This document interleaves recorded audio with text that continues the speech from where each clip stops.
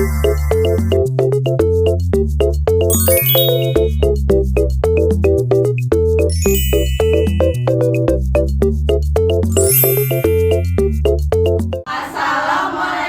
warahmatullahi wabarakatuh. Kami dari kelompok 5 dan 6 ingin menjelaskan anatomi, fisiologi, patofisiologi, dan proses pendengaran. Sebelumnya, perkenalkan nama saya Zahra Zakira Zulkarnain dan anggota kelompok saya Wanda Ainia, saya Lola Alsa, saya Siti Nadia Sajida, saya Nurina Putri Siti, saya Devina Zarenia Putri, saya Shalida Jalestari, saya Rafi Ilham Putri, saya Hadiana Putri, saya Putri Amalia. Langsung saja kita ke materi yang pertama.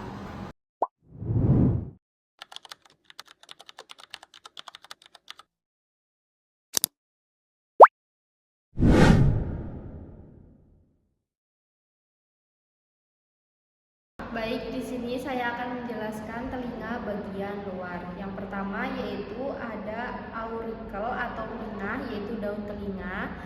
Selanjutnya ada helix.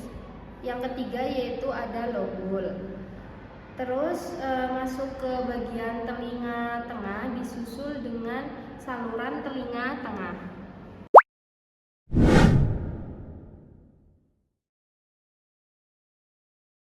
Lalu di bagian telinga bagian tengah terdapat saluran telinga tengah. Selanjutnya ada membran timpani. Di membran timpani sendiri ada 3 tulang, yaitu malleus, incus, dan stapes.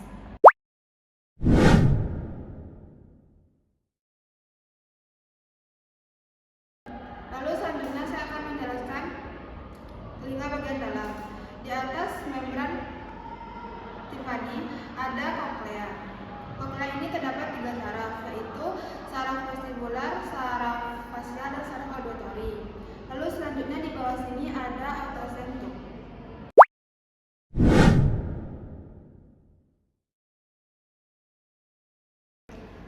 Jadi di sini adalah penjelasan dari fisiologinya. Yang pertama ada telinga luar, yaitu daun telinga. Fungsinya untuk menangkap dan mengarahkan suara. Yang kedua ada helix, membantu mengarahkan suara. Dan yang ketiga ada lobule, membantu menangkap suara. Selanjutnya ada telinga tengah. Yang pertama ada membran timpani, fungsinya untuk mengubah suara menjadi getaran. Setelah itu ada 3 tulang, yaitu yang pertama malleus, fungsinya untuk meneruskan getaran ke incus, dan yang kedua ada incus untuk meneruskan getaran ke stapes. Selanjutnya ada stapes, yaitu meneruskan getaran ke koklea. Selanjutnya ada telinga dalam. Yang pertama ada koklea, yaitu mengubah getaran menjadi impuls saraf. Yang kedua ada vestibular nerve, yaitu mengatur keseimbangan. Yang ketiga ada facial nerve, yaitu menggerakkan otot wajah, dan stapedius. Yang keempat ada auditory nerve, yaitu membawa impuls suara ke otak. Yang terakhir ada eustachian tube, yaitu menyamakan tekanan telinga tengah dengan lingkungan.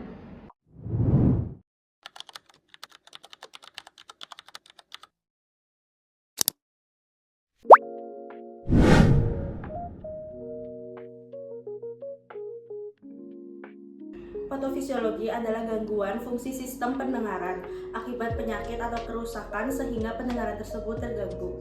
Proses pendengaran yang pertama adalah suara masuk melalui telinga luar. Gendang telinga bergetar, lalu getaran diteruskan oleh tulang pendengaran. Getaran masuk ke koklea. Lalu sel rambut menerima rangsangan. Rangsangan diubah menjadi impuls listrik.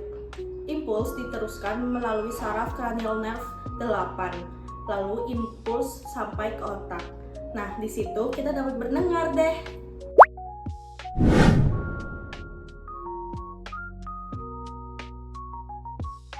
Selanjutnya ada gangguan pendengaran konduktif. Gangguan ini terjadi di telinga bagian luar atau bagian tengah. Masalah utamanya bukan pada koklea atau syarafnya. Masalah utamanya ada pada penghantaran atau konduksi suaranya.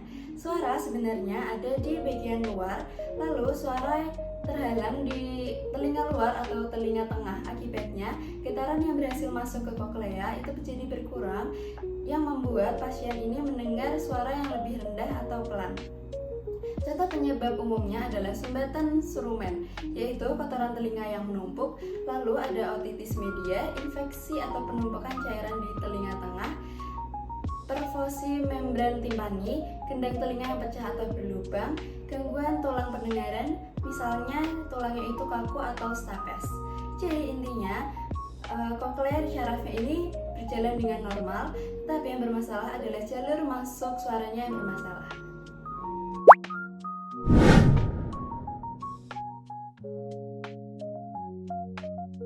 Selanjutnya saya akan menjelaskan tentang gangguan pendengaran sensori neural. Gangguan pendengaran sensori neural terjadi akibat kerusakan pada sel rambut, saraf pendengaran, dan koklea.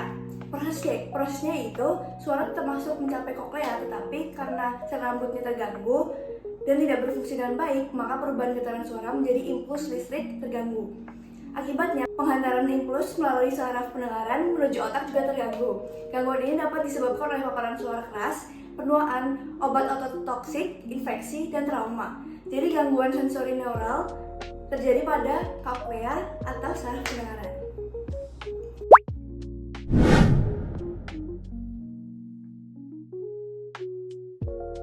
Untuk selanjutnya, gangguan pendengaran campuran. Sesuai namanya, gangguan pendengaran campuran ini adalah kombinasi dari dua jenis gangguan sebelumnya, yaitu konduktif dan sensoneural. Untuk alur sederhananya, gangguan di telinga luar atau tengah menghambat gelombang suara ditambah dengan adanya kerusakan sel rambut di koklea atau saraf, sehingga sinyal yang sampai ke otak menjadi sangat terbatas. Akibatnya, penurunan kemampuan mendengar menjadi jauh lebih signifikan dibanding jenis lainnya.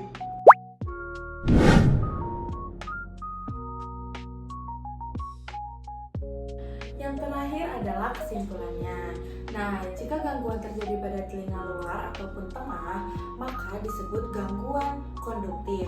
Sedangkan jika terjadi pada koklea ataupun saraf pendengaran, maka disebut gangguan sensorineural. Sedangkan jika terjadi keduanya dengan bersamaan, maka disebut gangguan campuran. Jadi, gangguan pendengaran dapat terjadi karena adanya masalah pada penghantaran suara, perubahan suara menjadi impuls saraf, ataupun pemrosesan suara di otak. Terima kasih.